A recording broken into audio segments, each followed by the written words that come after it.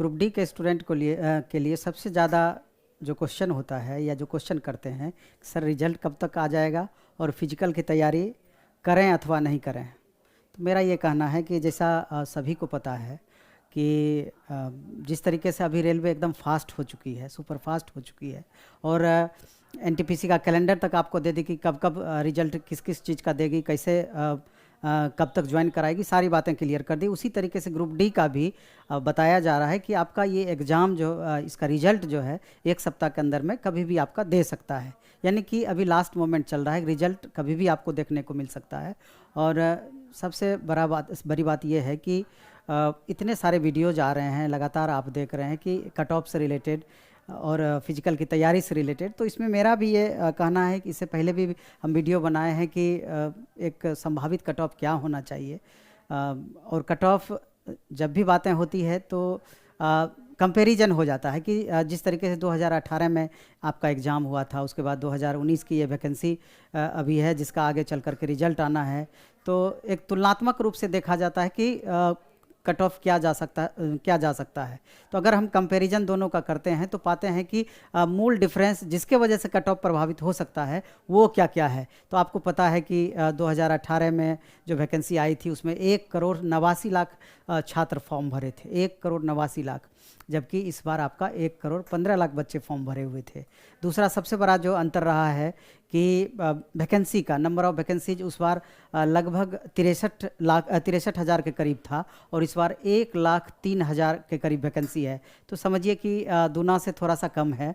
और तीसरा सबसे बड़ा कारण है कि जो क्वेश्चन का जो लेवल पिछले बार था और इस बार का जो लेवल क्वेश्चन का रहा है, तो उसमें क्या अंतर रहा है। तो उस बार जो क्वेश्चन था आपका इजी टू मॉडरेट था, क्वेश्चन बनस्पत इस बार के आसान था, जबकि इस बार जो क्वेश्चन 2019 में का जो एग्ज़ाम आपका हुआ है उसमें मॉडरेट टू हाई रहा।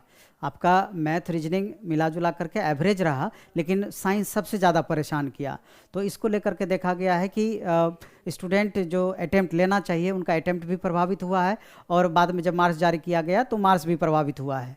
इसके बाद देखा जाए तो अटेंडेंस भी एक महत्वपूर्ण इसमें कारण रहा है। अभी आप देखेंगे जब आरटीआई बच्चे लगा रहे हैं तो उसमें अटेंडेंस हम पाते हैं कि कहीं 32%, 35%, 40%, एवरेज यही 30 से 45% के बीच में घूम रहा है कई सारे बोर्ड में, और कई सारे बोर्ड में इससे थोड़ा सा ज़्यादा आपका अटेंडेंस हो सकता है।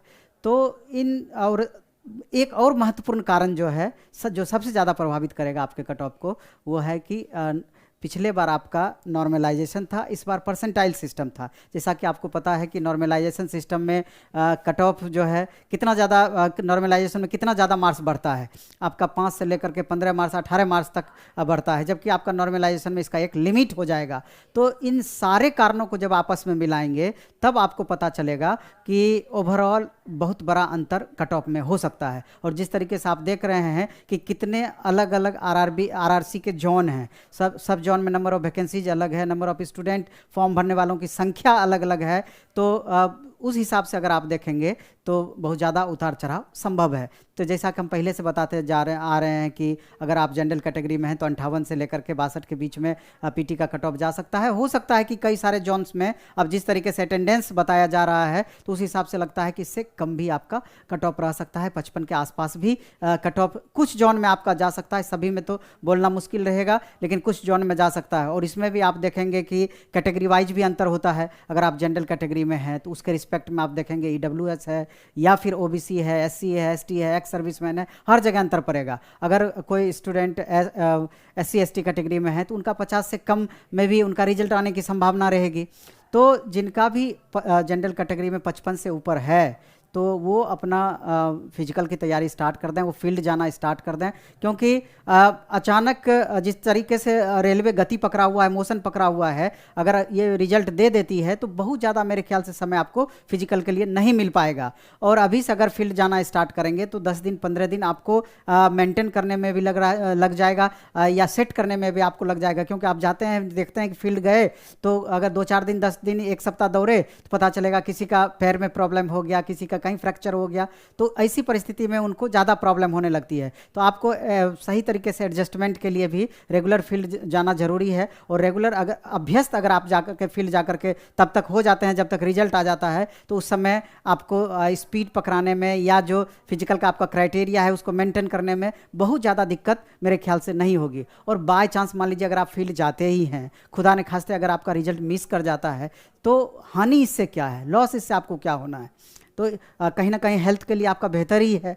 तो इन सारी पॉइंट ऑफ व्यू से भी आपको फील्ड जाना स्टार्ट कर देना चाहिए, फिजिकल की तैयारी स्टार्ट कर देनी चाहिए। एक और नीचे में हम लाइन लिखे हैं इसमें वेटिंग का मामला। अभी दो मुख्य मुद्दे हैं जो कि आगे चल कर के थोड़ा सा हमको लगता है कि स्टूडेंट के साथ भी परेशानी क्रिएट करेगी और एक अलग माहौल भी बनेगा इन मुद्दों को लेकर के। ये मुद्दा गरमाएगा भी। एक तो वेटिंग को लेकर के है, जैसा कि कई सारे वीडियोज में हम चर्चा किए कि 6 महीने से साल भर के अंदर में जब आपका फाइनल सिलेक्शन एक बार हो जाएगा, सारे बच्चों को ज्वाइनिंग करा दी जाएगी, सीट पूरा फुल भी कर दिया जाएगा, तो भी 6 महीने से साल भर के अंदर में 30 से 40% सीट मिनिमम खाली होगा। 30 से 40% सीट का मतलब हुआ कि 30 से 40 हज़ार बच्चे एन कैन प्रकार छोड़ेंगे ही। अभी एसएससी जीडी का रिजल्ट आया है और दूसरे एग्जाम्स का रिजल्ट आया है। इसके अलावा देखेंगे बिहार दरोगा का ज्वाइनिंग कराया है। बच्चे तो स्टूडेंट तो फॉर्म भरने वाले के जो यहाँ पर हैं, जो फॉर्म भरे हैं स्टूडेंट, कई स्टूडेंट इसमें ऐसे हैं कि एनटीपीसी में फाइनल हो जाएगा, दूसरे एग्जाम्स में फाइनल हो जाएगा, और इस एग्ज़ाम को भी वो छोड़ने वाले अभी नहीं हैं क्योंकि उनका ज्वाइनिंग का और फाइनल करने के प्रोसेस में है। तो उन परिस्थिति में आगे चल करके सीट खाली हो जाता है। दूसरे एग्जाम्स में भी इससे ग्रुप डी से अच्छे पोस्ट पे हो जाएगा तो खाली करेंगे। तो वैसी परिस्थिति में अगर वेटिंग नहीं दिया जाएगा तो बहुत ज़्यादा घाटा हो सकता है। और एक इसमें एक और अहम मुद्दा है जो आगे चल करके एक इशू बनने जा रही है कि जो कि जैसे कोरोना में 3 साल लगभग डिस्टर्ब रहा, कोरोना के कारण आपका 3 साल के करीब। तो अब 3 साल में जिन बच्चों का एज लॉस हुआ, एज समाप्त हुआ, तो उनको एक बार नेक्स्ट वैकेंसी में, नेक्स्ट वैकेंसी मतलब अब जैसे रेलवे में एलपी टेक्नीशियन आने वाला है, आरपीएफ का आने वाला है, इसके अलावा आप देखेंगे जेई सेक्शन इंजीनियर या अन्य पोस्ट का वैकेंसी आने वाला है, तो वहाँ ग्रेस मिलना चाहिए।